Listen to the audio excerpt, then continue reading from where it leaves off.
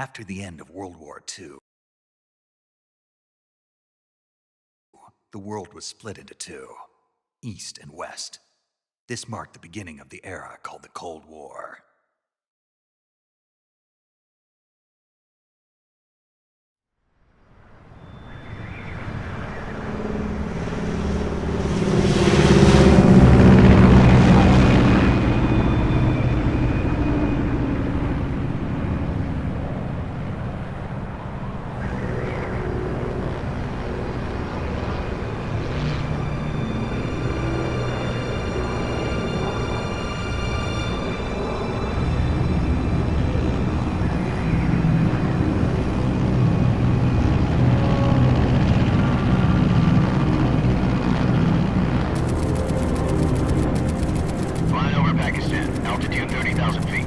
Approaching Soviet airspace. 20 minutes to drop off. Commencing internal depressurization. Equipment check. Arm main parachute. All right. You ready to go? Drop zone still showing a high pressure mass. Cav okay. Good. We've got high visibility.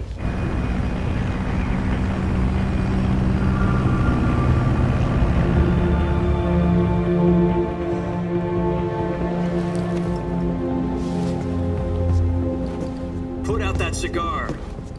Connecting oxygen hose to interior connector. Put on your mask.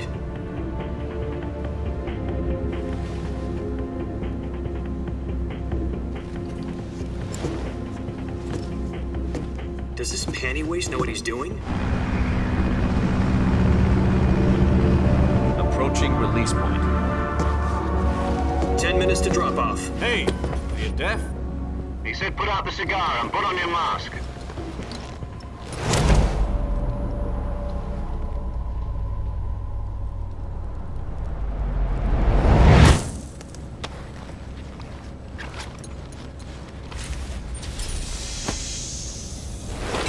Depressurization complete. Checking oxygen supply. 6 minutes to drop off. Opening rear hatch.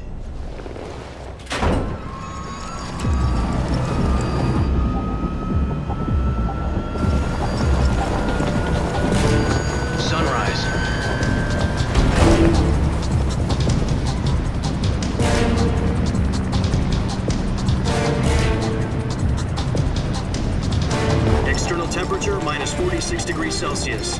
2 minutes to drop off. Stand up. You'll be falling at 130 miles per hour.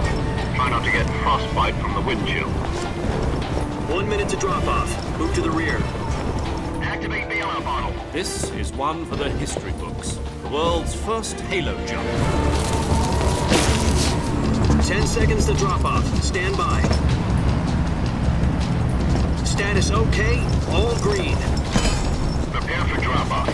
Countdown. 5, 4, 3, 2, 1. Spread your wings And fly. God be with you.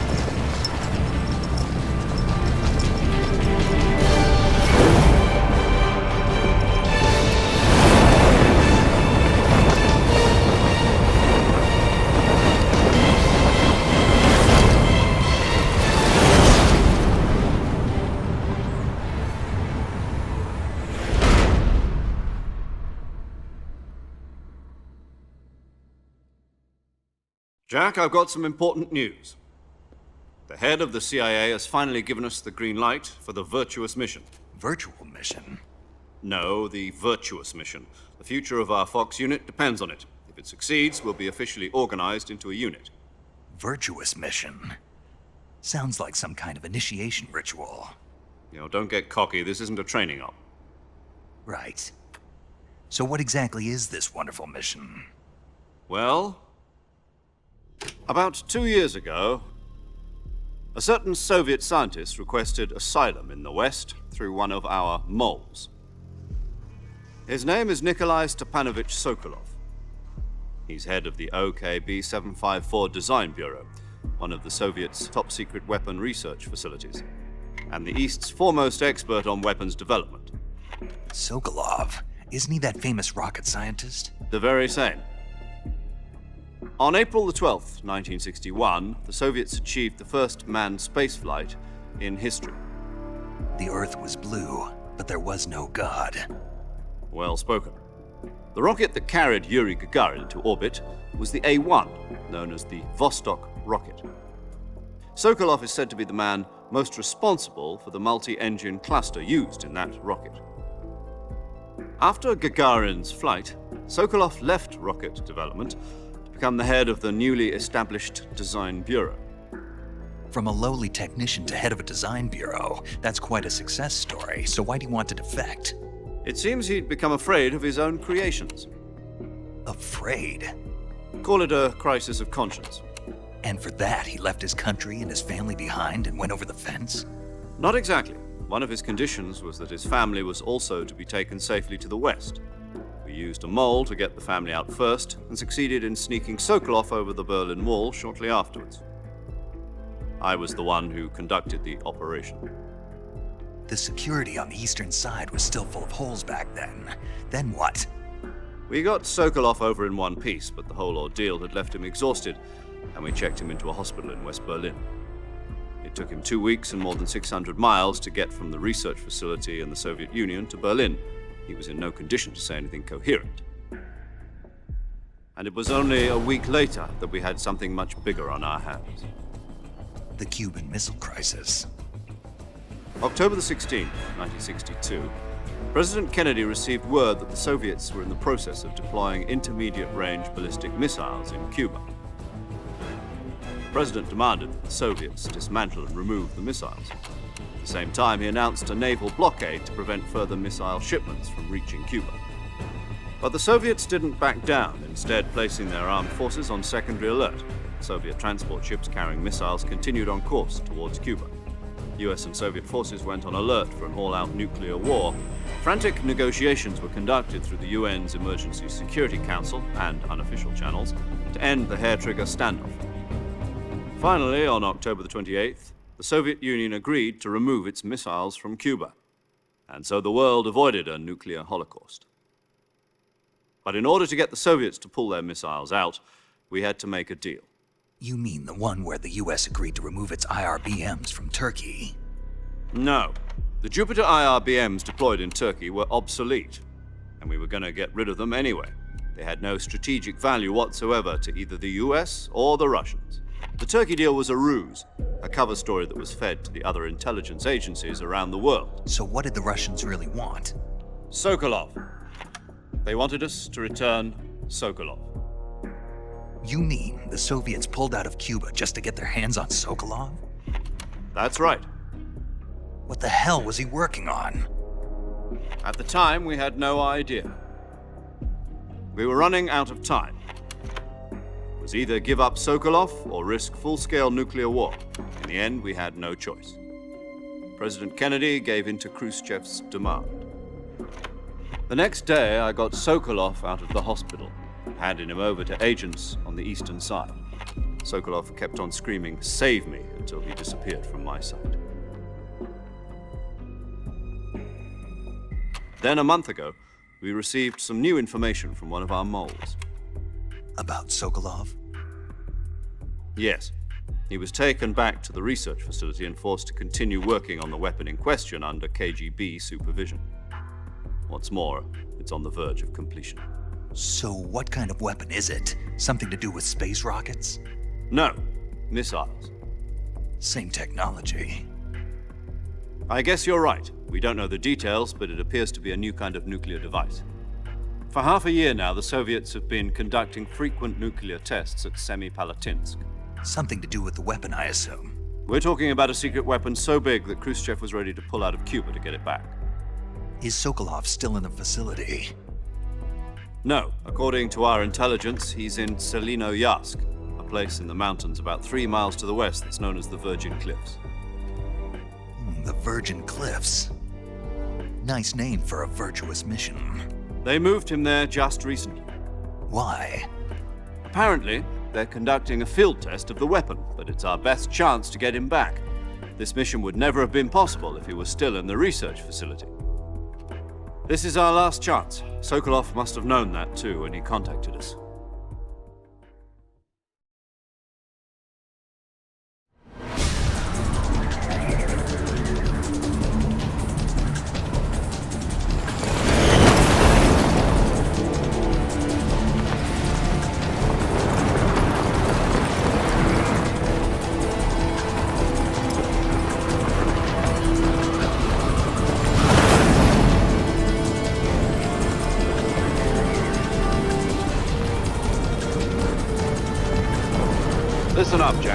Your mission is to infiltrate Selino-Yarsk in the Soviet mountains, ensure the safety of Sokolov, and bring him back to the west.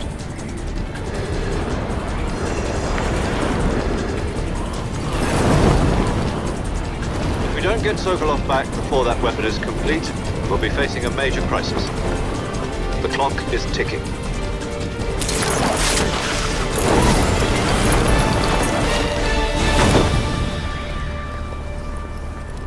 Once we've confirmed the rescue of Sokolov, stand by at the recovery point.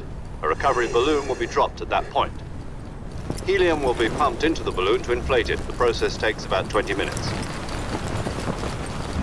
Once it's complete, the gunship's arm will latch onto the balloon and pull it up. The Fulton surface-to-air recovery system.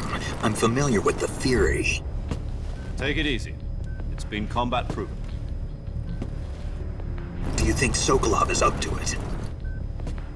The shock will be less than during a parachute jump, and the arm can handle up to 500 pounds. So you're planning on going over the border in a single combat Talon? She's equipped with two 6-barrel 20mm Vulcan cannons, as well as two 40mm machine guns. Sounds like she could hold her own against a battalion of tanks. Even with the fuel in the reserve tank, we're facing a 4-hour time limit. If all goes well, it shouldn't take more than a few hours. Home in time for dinner. But if anything goes wrong, you'll be eating dinner, breakfast, and all the rest of your meals in the jungle.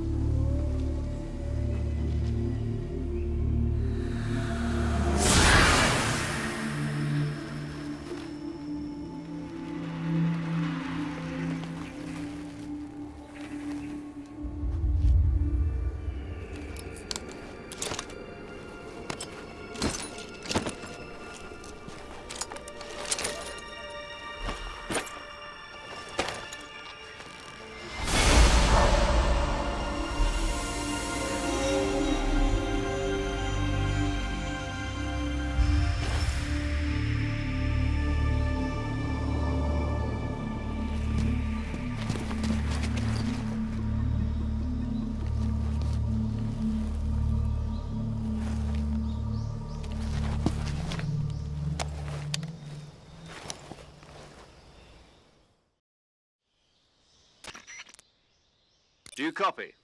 You're already in enemy territory, and somebody might be listening in.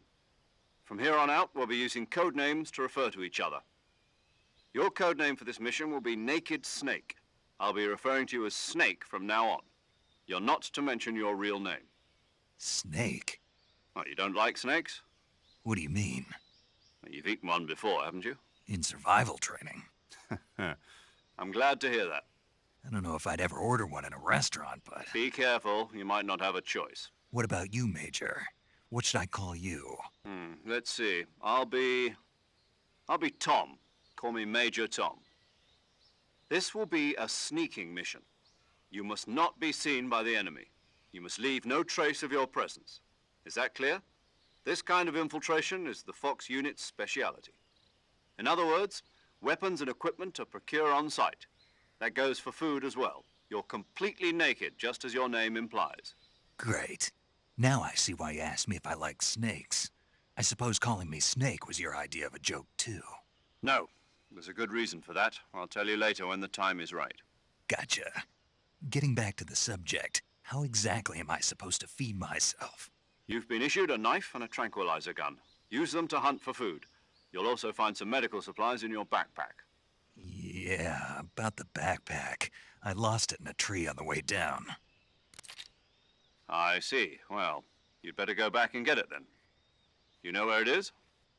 No problem. I can see it from here. It's stuck on a branch.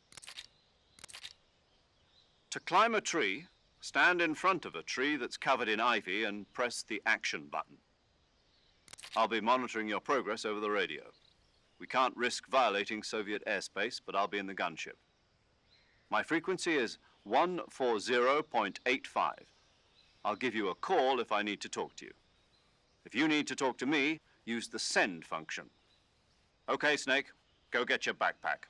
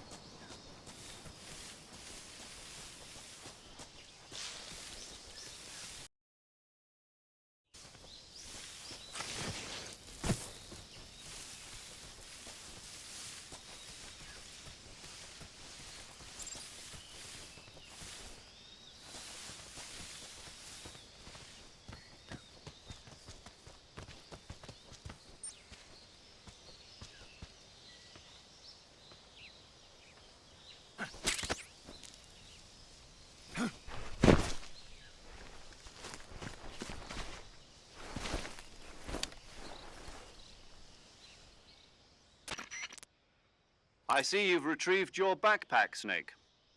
To equip a weapon, it's necessary to take it out of your backpack.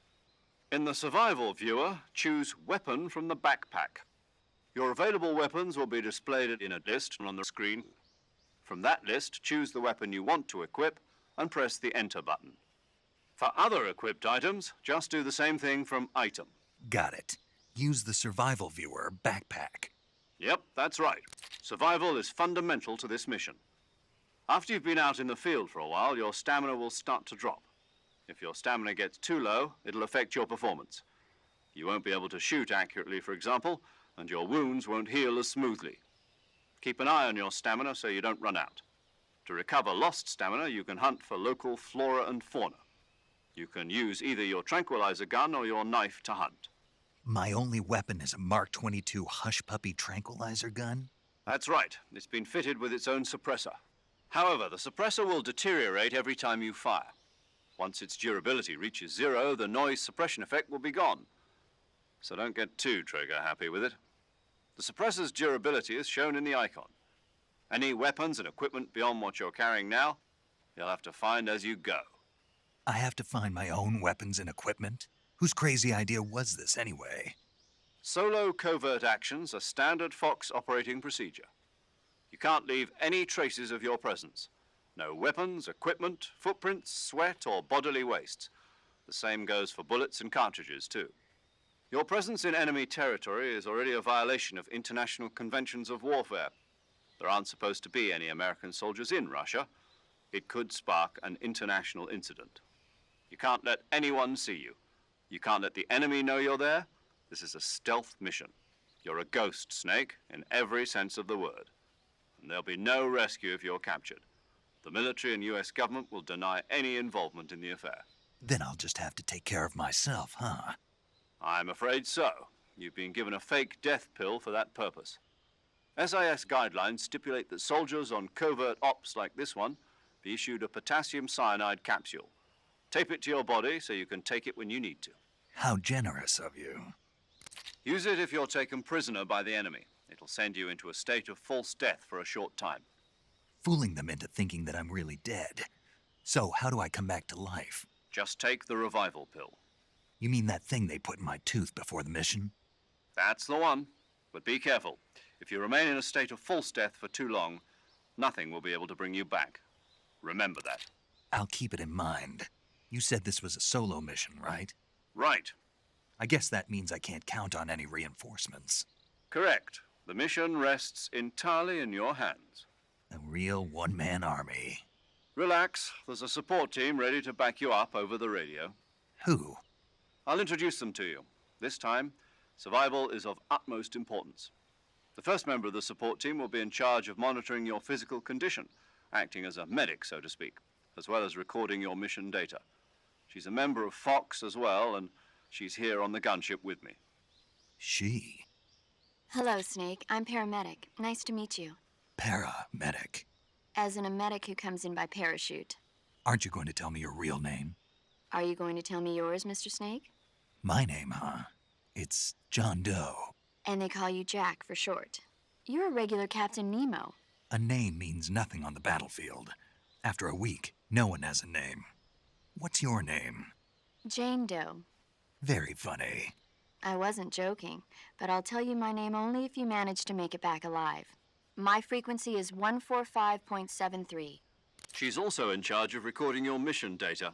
Whenever you want to save, send a message over the reserved save frequency, 140.96. So saving lets me record my mission data. That's right. It also records the state of your health. Good to know. There's one more person I want to introduce you to, Snake. Huh? Speaking of snakes, you remember the boss, don't you?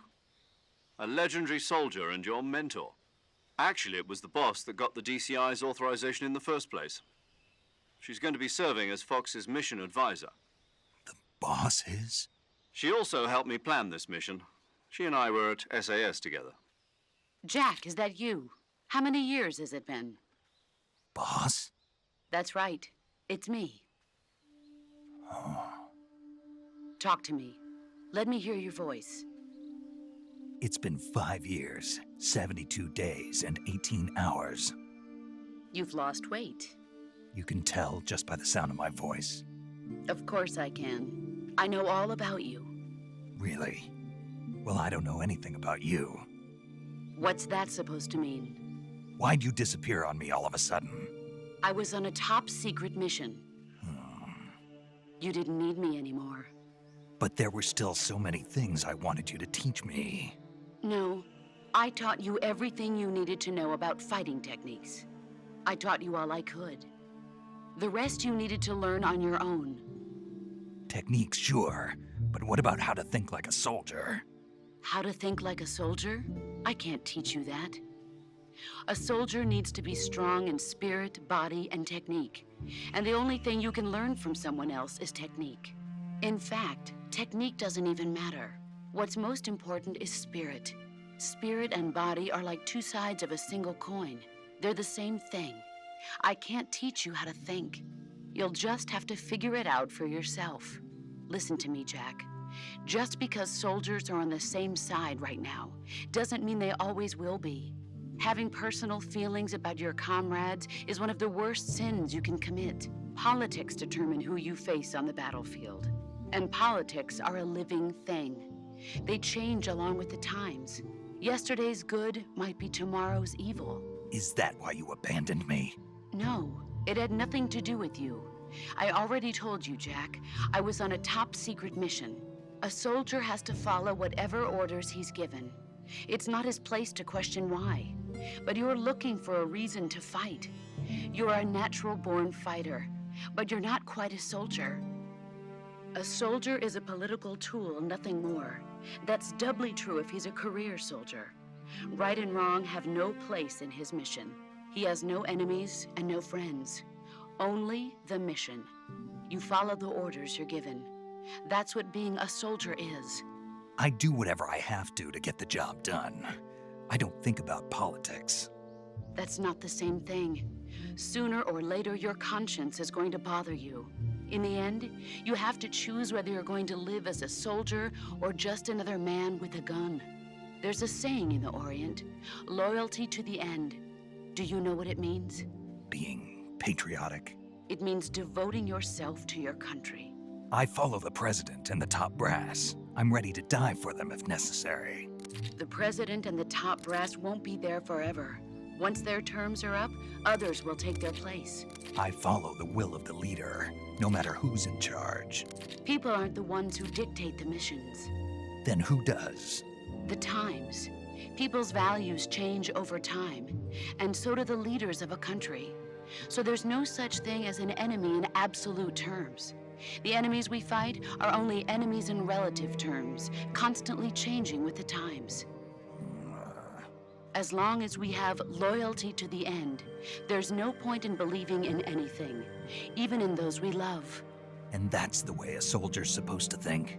The only thing we can believe in with absolute certainty is the mission, Jack. All right, but do me a favor.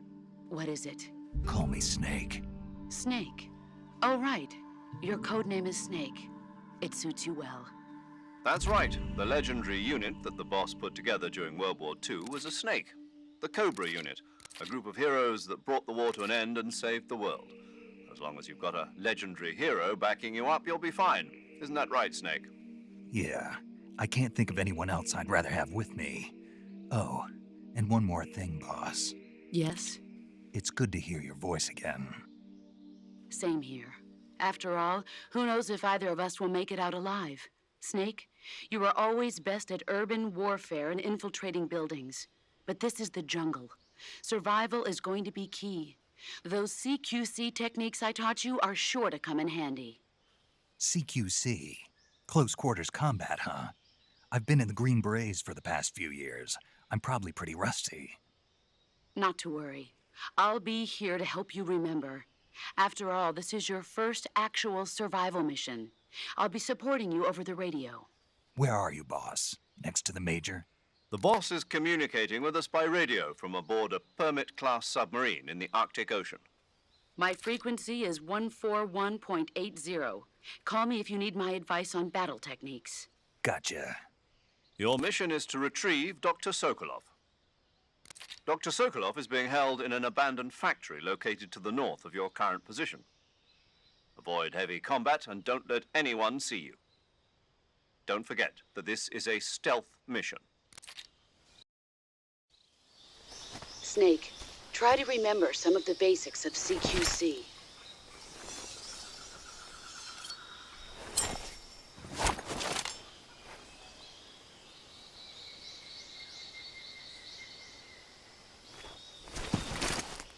Commencing virtuous mission now.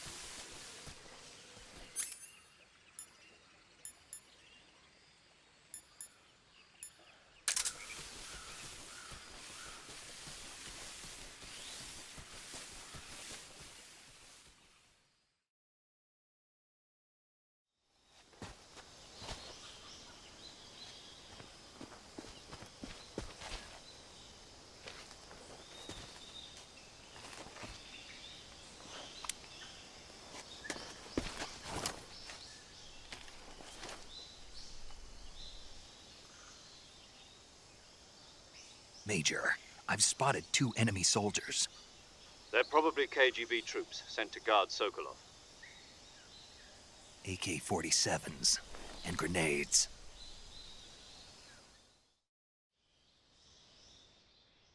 Snake, your presence in Soviet territory is already a violation of international law.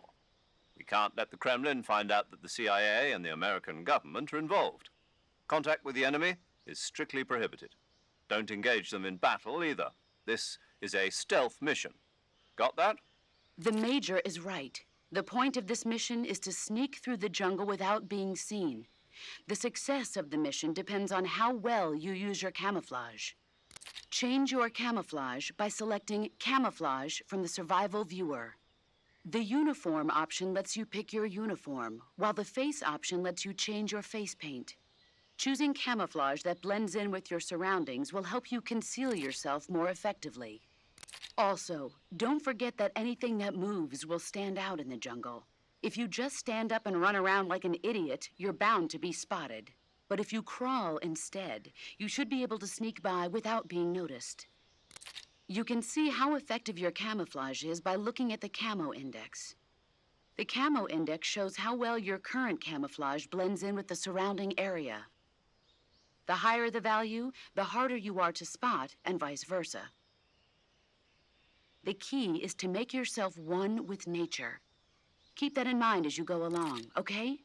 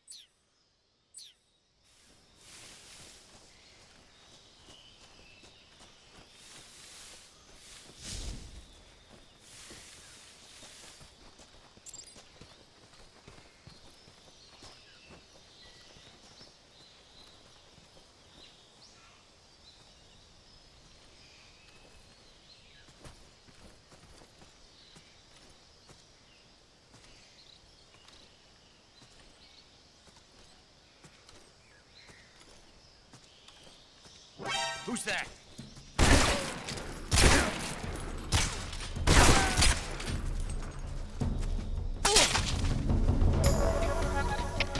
HQ, respond. This is HQ. Control here. Enemy sighted. Requesting backup. Acknowledged. Sending reinforcements.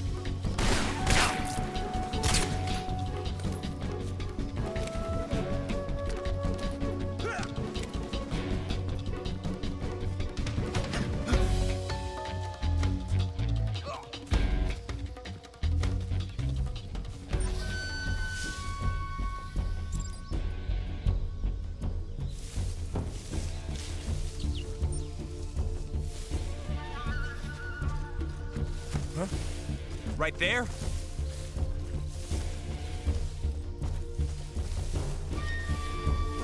I see him!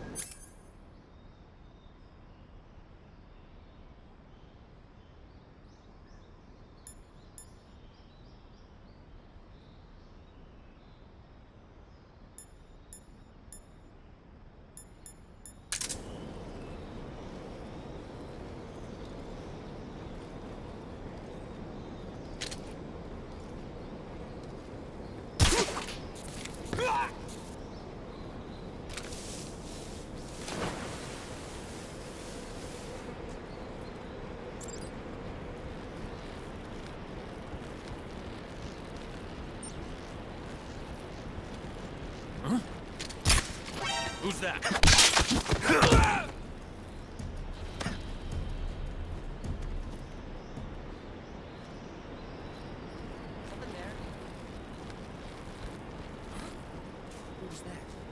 Who's that?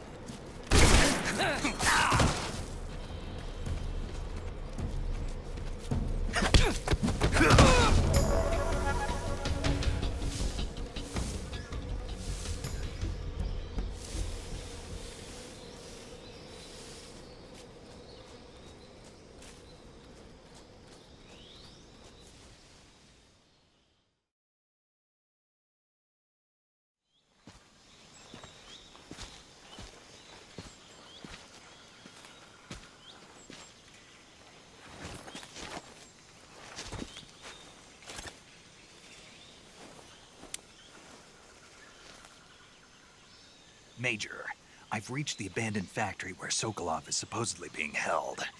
This place is a dump.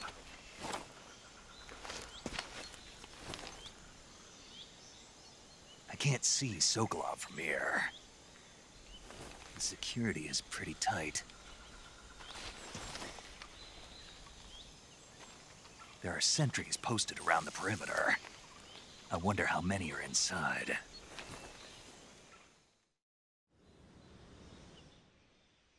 Your objective, Sokolov, is inside the factory. They should be holding him in a room in the northeast section. Northeast section. Got it. Be careful. Your mission is to bring Sokolov back alive. He must not be exposed to any kind of danger. Do not approach Sokolov while in the alert phase. Right. Oh, and one more thing, Snake. You mean there's more? No, it's just that when you get to Sokolov, I want you to tell him something from me. And that is? Sorry for being so late. Is that all? Yes. Understood. Beginning my approach to the target.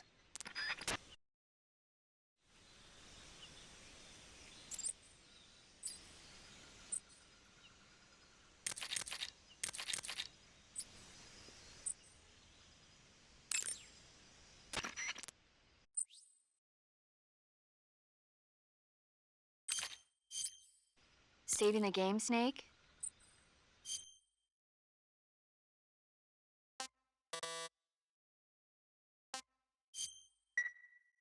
Hey, Snake, you ever heard of Godzilla, King of Monsters? No, what is it? It's a movie. You haven't seen it? Nope. It's about this monster called Godzilla, who grows to an enormous size in a nuclear test and goes on a rampage in Tokyo.